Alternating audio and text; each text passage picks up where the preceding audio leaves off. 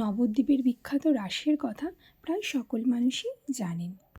প্রায় ৩০০ বছরেরও পুরনো এই রাসযাত্রা। নবদ্বীপের রাসের বৈশিষ্ট্য হল এখানে সমস্ত দেবদেবী এই রাস পূর্ণিমাতে পূজিত হয়ে থাকে।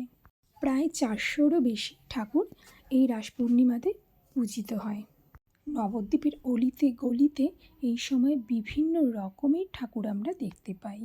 বড়শ্যামা মাতা থেকে শুরু করে গণেশ, দুর্গা, লক্ষ্মী, কালী, সরস্বতী, তিরুপতি বালাজি, জগন্নাথ দেব, মহিষমর্দিনী, শিব, দুর্গা, ভগবান শ্রীকৃষ্ণ থেকে শুরু করে বিভিন্ন রকমের ঠাকুর, যেগুলো হয়তো সবগুলো আমাদের পক্ষে দেখা সম্ভব হয় না, কারণ রাসের ঠাকুর দেখতে হয় হেঁটে হেঁটে।